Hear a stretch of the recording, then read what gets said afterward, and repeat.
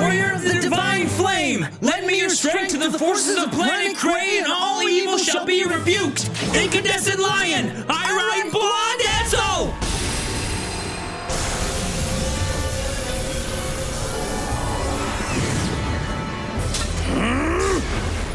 Welcome back, everyone. My name is Steven Rodriguez. I'm your true champion, and today I am bringing you guys the final deck list for the Asia Circuit Decks Gold Paladin. This has been a long time coming, but there was a reason why I didn't do it at first or in the very beginning. I know this and Narukami were like the two biggest hype decks coming out of the set, but sadly, my pulls for Gold Paladins weren't the best, and frankly, I wasn't really sure which deck to build. There are so many options for Gold Paladins right now in terms of optimal grade 2s, optimal grade 3s, starters, triggers. Like, the deck was really up in the air, even though we kind of had the Japanese format to go off of, so I wasn't really sure which list I wanted to commit to. So I finally have one that maybe I'm more comfortable with, and hopefully I can explain to you why I've chosen this one maybe over the other ones in this video. I know in the last series of deck profiles I said we were going to change the format. Well, today I sadly do not have enough time to wait on you guys to hit a like goal for the gameplay demo, so I will be doing both a deck list slash meta discussion and of course a gameplay demonstration in this video. So sorry you guys, but if you guys don't know, tomorrow, this Thursday, I'm leaving town to celebrate my 22nd birthday with my family, and I will be unable to record any videos for the next 4 days. Don't worry, you'll still have plenty of content from me on this channel while I'm away, and I will be back live and in person over on Twitch on Monday to help celebrate and bring in this new year of my life with you guys. So just know that today might be a little bit different than, say, the last video I did.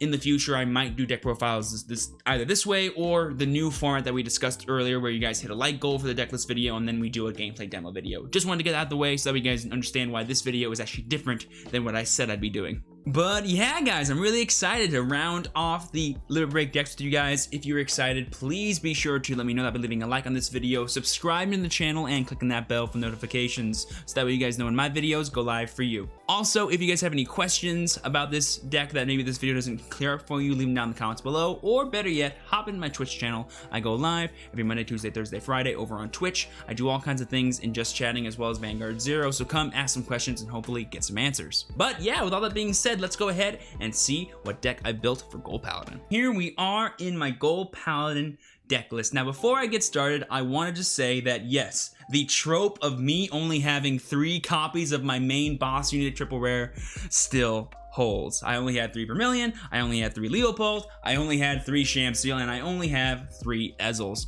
But for this video, I'm showing you guys the optimized deck list if I had all the copies of cards that I would want. For anyone at home who is like me and doesn't have 4 Ezels or 3 Pelennor, you can easily play 2 more copies of Great Civil Wolf Garmor, and bada bing bada boom, your deck is fine. Secondly, you'll notice that this deck is kind of a mishmash hybrid Peli Ezel criticals, but no 9 draw and like not 9 crit. Like, it's kind of an awkward list, I will admit, to look at, but when you hear me explain it, hopefully it'll make more sense as to why I've built the things the way I have. Really quickly though, before I talk about my list, let me talk about some other ones you could play. There's like a high roll crit Ezel deck, which is similar to this, but instead of playing cards like higher copies of Pelennor or even Vivian's, you can play cards like Lop-Ear Shooter, more damage adders, just that way you can super high roll and you can just like from the get-go be on grade 3 and have Limit Break right away and just sort of rush your opponent down. This deck has that like rush button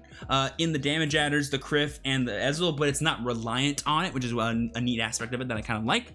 The second list is kind of like a pure just like Gold Paladin good stuff that plays like Spring Breeze Messenger. It's like 9 draw and just tries to win by having a lot of units in play / advantage. And then finally, both those decks have other options in playing stand triggers, so that way instead of playing crits or just 9 draw, you can still have extra pressure against your opponent and maybe even control their rear guards, because a big problem in Gold Paladin right now is the lack of removal. So if your opponent has 2 intercepts, it can feel like it's difficult sometimes to actually push for damage. I feel like playing crits is good enough to sort of fix this problem / sort of help you in other Limit Break matchups, but having stand triggers would also accomplish the same thing.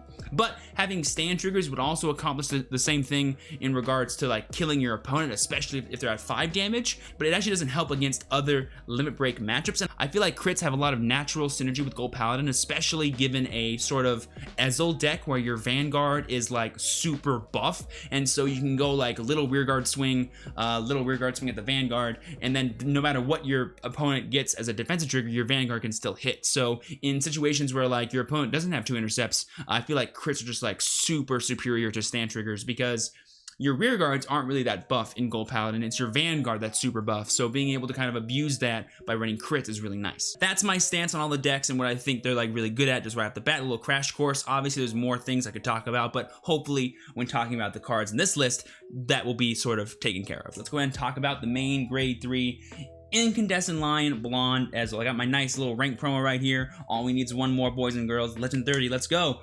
He has 2 skills. The big one is going to be his limit break skill. Catalyst 1, look at the top 4 cards from your deck and call a card from among them to rearguard circle. Increase its unit's power by that unit's power until end of turn. Super amazing. And then he has another passive skill that gives him plus 1k for each of your rear guards. Super strong.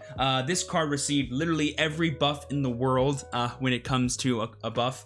He used to be 10k, his skill used to be Counterblast 2, and it used to be called the top card. So they made him more consistent, more defensive, and more powerful. So just based off this one card, pretty much this deck has gained so much validity and is honestly super hype. Next up, we have a really fun backup grade 3 / backup strategy in the mid game, you want to say, for like extra pressure. We have White Hair in the Moon Shadow Pelennor, the Bad Bunny himself. He has 2 skills also. Vanguard Limit Break. When this unit attacks, put a rear guard on the bottom of your deck to have 2 of your other units gain power plus 5k until end of turn. This also is a buff. It used to be, I believe, 2 units, and I also think you had to use the Counterblast as well, but I can't be too sure on that.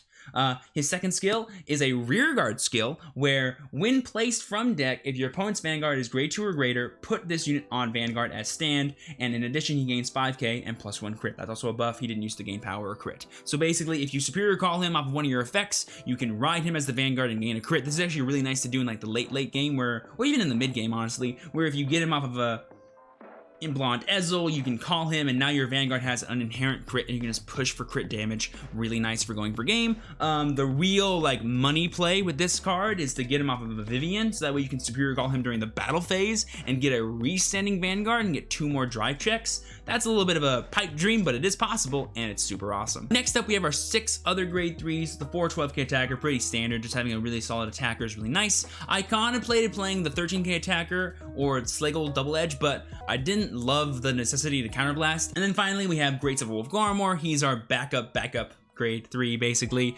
He has 2 skills, one of them being Limit Break, gain 5k, really generic, but then his second skill is when placed, Counterblast 2 and call a grade 2 or less from your deck. I actually like riding him when my opponent kind of damage denies me to still get superior calls out of my deck. It's actually a really nice thing. Being able to get a Din Drain off of him to dig for a card is really nice.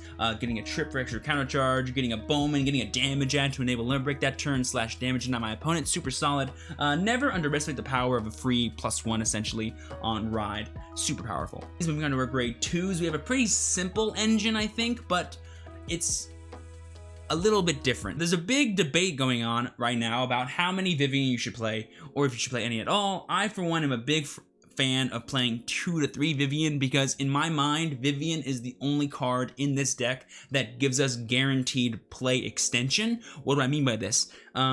Using Vivian just the right way can actually enable extra attacks against your opponent. So, for example, our opponent has 4 damage and 1 intercept. Normally, if they had 1 PG, it's very unlikely that we're going to be able to kill them, even if we check a crit. But with a card like Vivian, you can actually attack in a way where they need to have an extra PG. Really simply, you have 2 rear guards, one of them being Vivian, and then you go unboosted rear guard swing at a rear guard, then you go boosted Vivian swing at the Vanguard. It hits guaranteed because they're at 4 damage. You use your skill, so we call the top card in front of the old booster that wasn't used.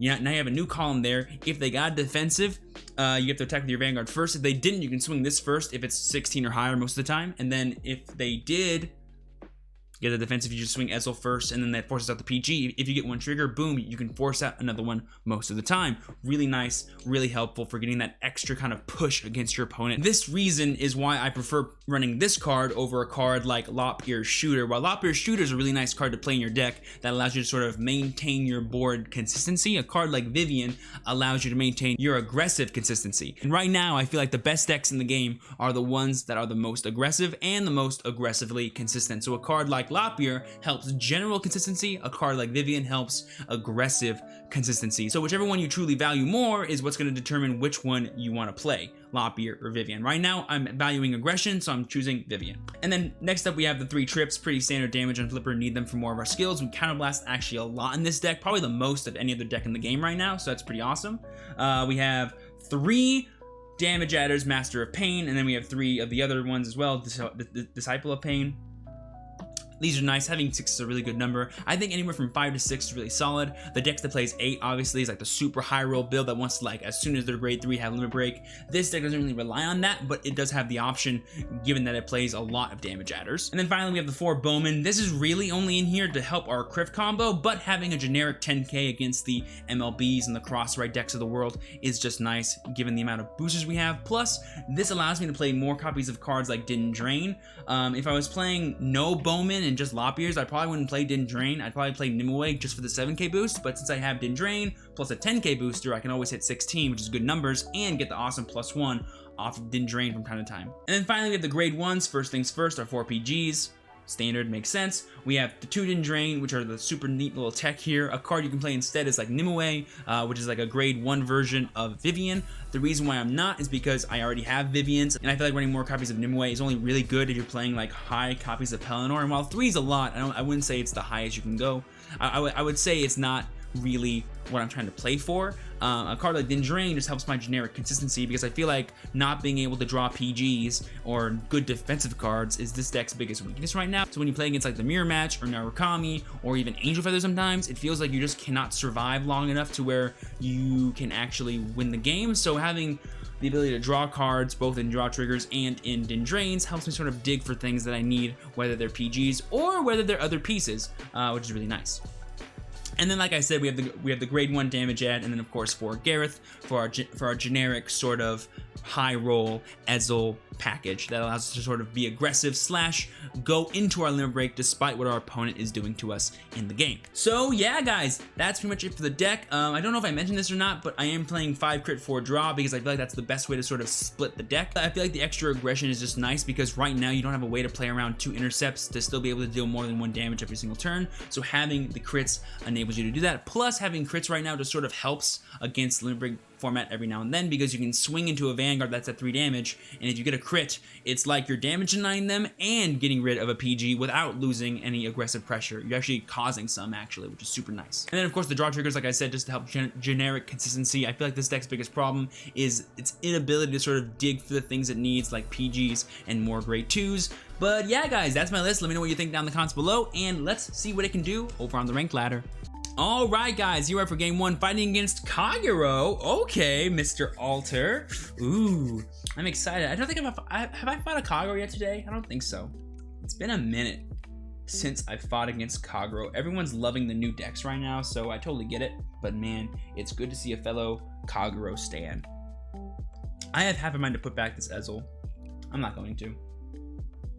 Ooh, no grade 2s. That's a big Monka Giga. The reason why I felt okay about maybe putting back the grade 3 Ezel is because I do have Criff, so I could search for him if I need to. I cannot search for a grade 2 if I need one, so this could be a bit sketchy if you ask me. We are going first though, which is nice.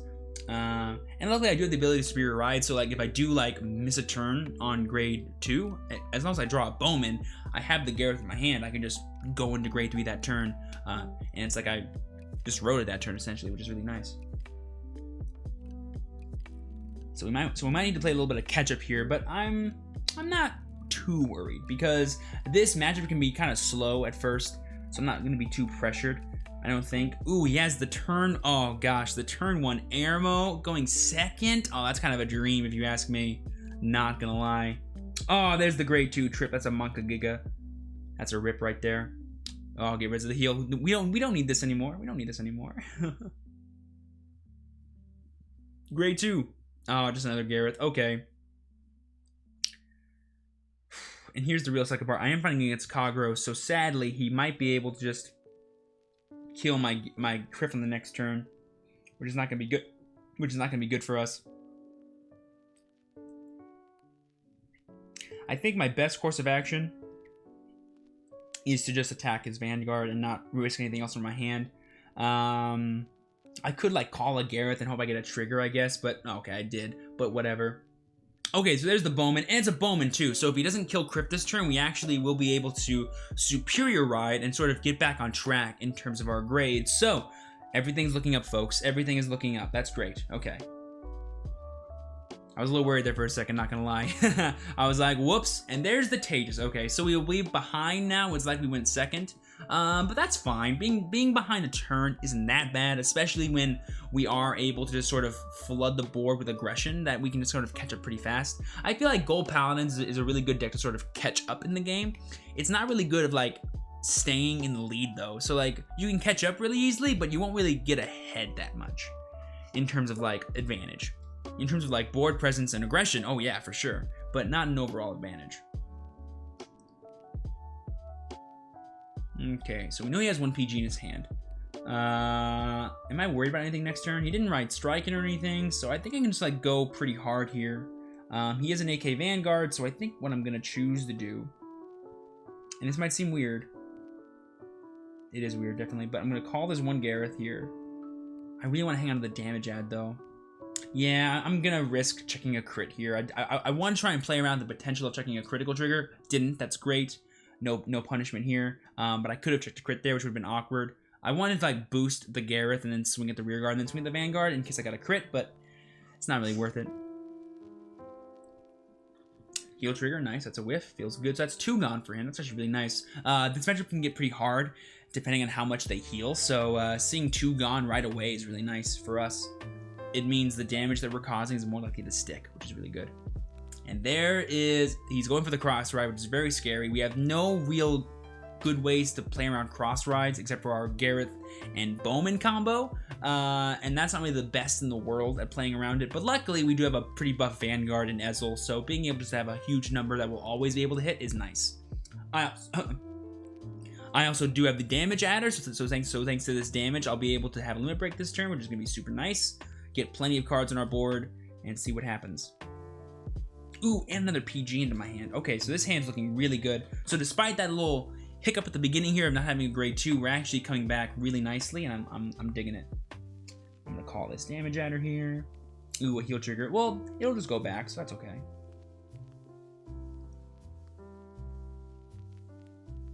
I want to maintain the Bowmans in the deck, so I'm gonna choose to get this other damage adder. Please don't be another trigger. Watch it be another trigger. Okay, that's fine too. That'll go back as well then, probably. Hopefully. I would love a second grade 2. Like I said, I kind of want to maintain the Bowmans, but given that I have I don't want to commit the Gareth in my hand that I have. I'd rather commit the Din Drain, so I'm going to choose to do this. I feel like maintaining certain boosters so that way I can hit against cross ride is very important. But I can push him to 5 damage this turn, which is super hot because he didn't call any intercepts. So let's see what happens. Oh, baby, looking good. 5 damage this turn. 2 of our damage is going back. We'll be at 3. We have 2 PGs in our hand. Okay, team. I think things are looking up for us. Definitely. Oh, and the crit! Am I okay with this? I would have been happier to push him to 5 damage, I think. But getting rid of a PG, now he only has 2 left maximum. Super ideal. Not gonna complain about it, but I definitely would have preferred to have had him at 5 instead of 4, but it's okay. Also, that crit going back is super huge. The fact that damage adders prioritize face-down triggers instead of other face-down cards is so busted. It's so busted. So nice. Oh, joy. I wonder if he's gonna do the Overlord skill or prioritize the possible restand. He is, so no restands today. Actually, that's not true. That's actually not true. He has Bellicosity. He could still restand. Ooh, dude, if he gets the full-on board wipe of the front row and the restand off, this guy's my hero. This guy's my hero. Oh my goodness. I'd be honestly impressed if he pulled it off.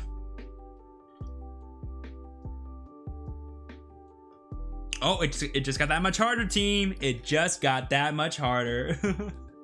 But it's still possible. If he gets a trigger here, it's happening. You know it. I can sense it. Oh, no trigger, man. Oh, I wanted it to happen, low-key. I would have been very happy to see it. Because, like, you know, it's a cool play. It's like, I bet you didn't think I had 5 damage face up. I did. Okay. Do I want to write anything else? No, I'm cool with staying with Ezel. I would love a Vivian here because the play I described with Vivian's possible right now. Oh, and there's the Viv. Let's go, baby. I can put Viv right here. Oh, we're doing it, team. We're doing the Viv play because there's no reason not to. We're going to swing unboosted. I'm going to swing with Vivian, call the top card of my deck, and depending on if it's defensive here or not, we're going to be able to hit. No defensive. Let's do it, baby. Let's do it. And it's a okay. So now I need to get a trigger because of cross-right numbers, but I do get to I get to potentially heal now too, which is kind of stupid. So that's kind of neat. Do I get a heal trigger here? Oh, that would have been kind of dumb if I did.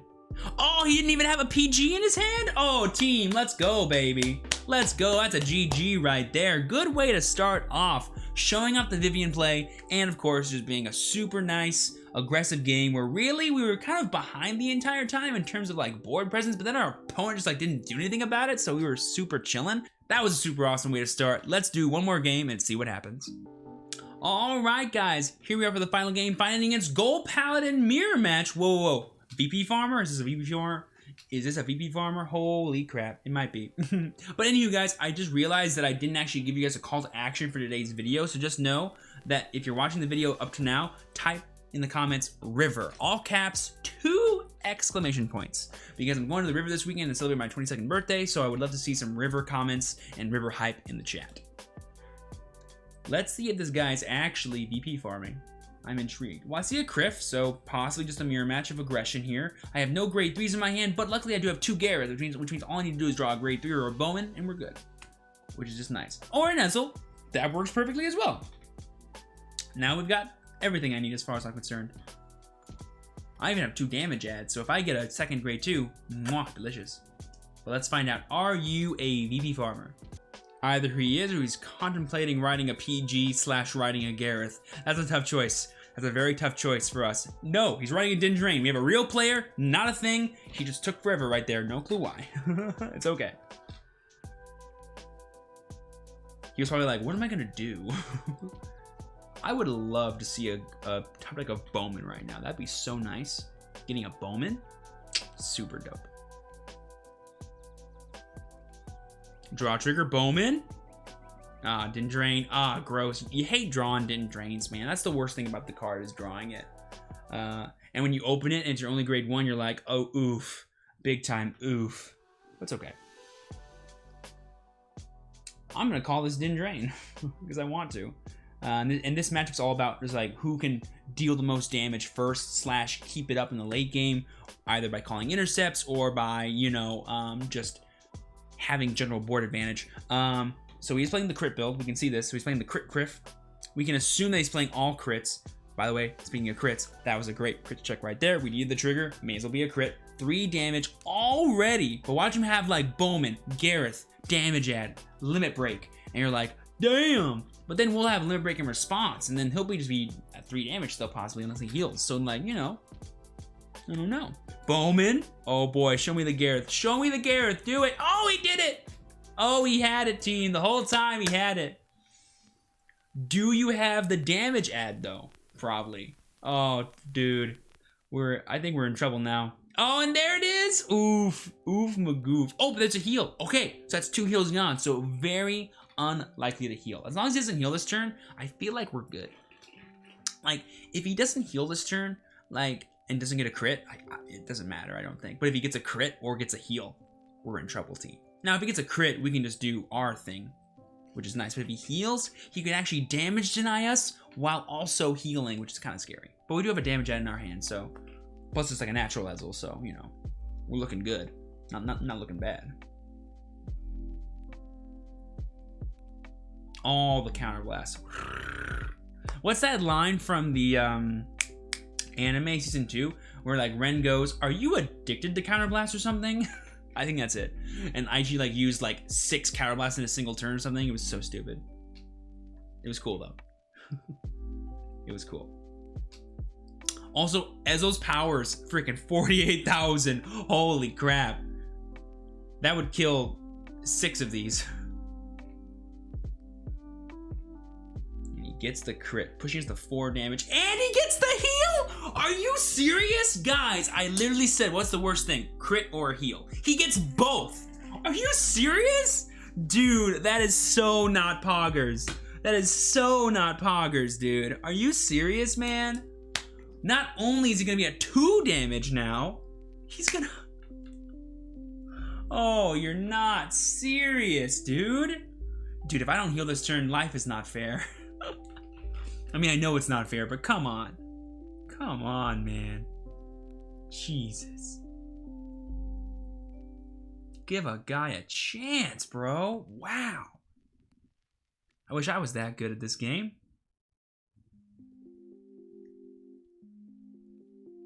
I had half mind to go Pelennor there for a second, but I was like, no. Not the time. We need more grade 2s. Oh man, now I kind of want to do go Pelennor because I mean I have a damage at. You know what? Let's do this, man. Right? I need to put him in his place. I don't know why I'm so upset that he just brutalized me last turn, but we're doing this, man.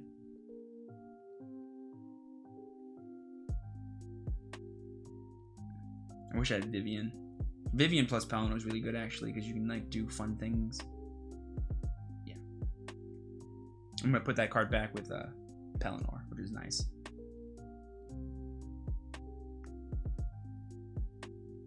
It's moments like these where you're like, a stand would be super cool right now because I'm gonna boost up my whole thing.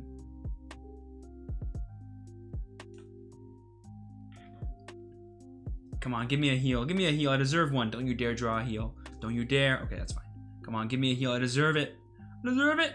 No, it's okay. It's all right. We'll be tied. We have 2 intercepts and a PG. He's not playing stands. There's no world where he can kill us this turn, and then we can try and go for our own kill next turn, depending on what he has. And we did just put back a Pelennor too, and shuffled our deck. So the crit and the draw just went back. So we just put back a bunch of triggers actually. Oh baby, what's that? 6, 8? That's a lot. And he's got 6 gone. We got only like 5 gone. Yeah, math. And we have the drain plus a grade 2. If we get another grade 2 and then we heal next turn, we'll probably actually be able to live another turn without any PGs, which is actually interesting. Well, actually, no, he might. Well, he won't proc a PG this turn unless he gets a crit, and that's what, 5 crits gone. That's a lot. I would argue he has at least 1 to 2 in hand, so probably only access to like 2 maximum in deck. Sorry, make it. Sorry, 3. I can't do math. I'm so sorry, guys. 3. Look at all those damage adds. So like, yeah, this guy's pure high roll Ezel. We're like mixture. We're like a hybrid Ezel. And we do play draws. He does not.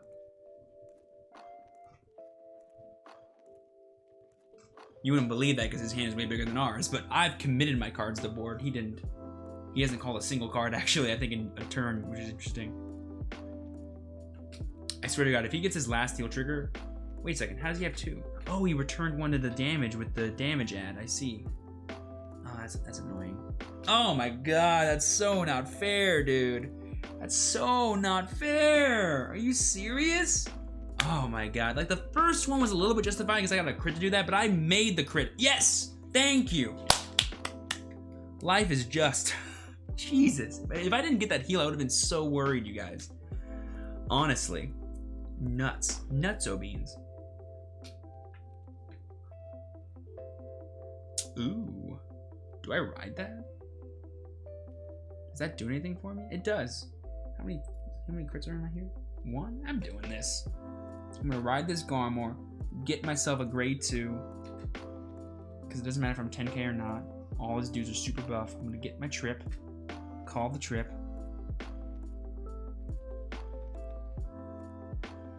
call the Bowman, swing, get a counter charge out of this. I suppose I could have gotten Vivian there and like tried to push for more damage, but right now it's not smart to go for any Vivian plays. Oh, I got my last crit! Oh, I hate. Oh, don't you hate being punished for making the right play? That's not fair. Jesus, this game has been dude. Are you serious? This game is nuts. I had one. I thought I was making the right play there. Oh, dude, had I gone for the Vivian play, well, what could I have done? I could have gone Vivian. No, I would have still swung Vanguard to rear guard, so it still would have been the same thing. That's what sucks about running less crits, is that you feel like you can justify plays like that. But if you play all crits, you would always swing Vanguard there, and I would have gotten the crit, and then would have damage denied him, and then he would have PG'd me or been to 5. Oh, it would have been the way to go for sure. I'm surprised he didn't call that over there. Interesting. Oh, because he needs, I see. Only 1 intercept. Okay, so this is the turn.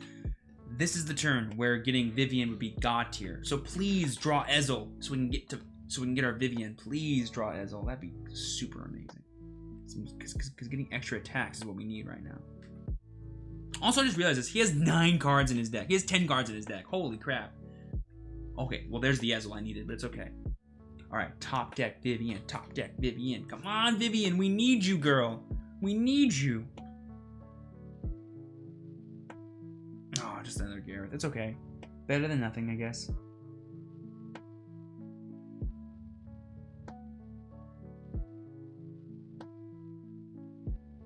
If I heal here, which I have 3 in my deck, I think we actually live another turn. Like, we might deck them out at this point, which is kind of insane to me. That 2 gold paladin decks will deck each other out, or one might get decked out. And I drew the heal, of course. Makes sense. That that checks out at this point. Checks out. Yeah, checks out that I would draw my heal. Okay. And he gets a crit. That's fine. I think it's what? 2 more left? 3 more left? All right. Show me your first PG there, team.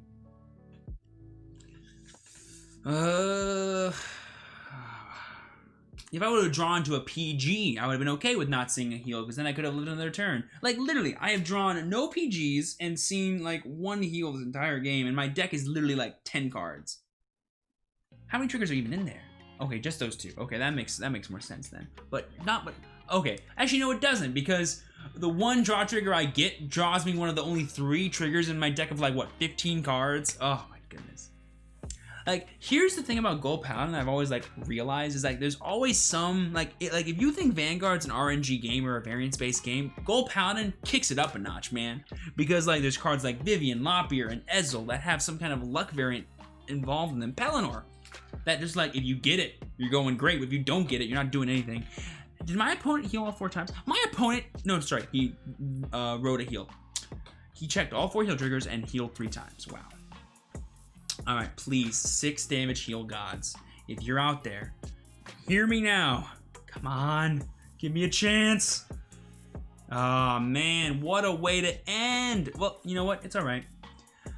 In a mirror match, whoever gets more lucky is bound to win. You guys saw me play with the deck. I went to all the options that I could. And it just be like that sometimes, guys. It just be like that sometimes. If you guys have any extra questions that maybe this video did not answer, like which starter actually is the best to play, Crypt or Spring Breeze, I think there's valid choices in either, and I feel like it depends really what you want out of your deck. If you want generic consistency, a card like Spring Breeze is great. If you want like really awesome aggressive advantage, Crypt is so powerful sometimes. Like you saw how powerful Crypt was in that game right now against me. So that's sort of like what you're getting with that card versus a card like Spring Breeze, and I don't think I mentioned that well in this video. So for those that stayed to the very end, congratulations. Here's a little bit of a extra tip for you. Yeah, if you guys do have any extra questions, leave them down in the comments below. Hopefully I can answer you there. If I can't, feel free to come to my Twitch channel. I go live every Monday, Tuesday, Thursday, Friday over there. Links down below. I do all kinds of things in Just Chatting as well as Vanguard Zero, so come ask some questions and hopefully get some live answers. But with all that being said, as always, you guys, I've been your true champion, Steven. Please be sure to work hard, rest easy, and live well, and I'll see you all next time. Peace.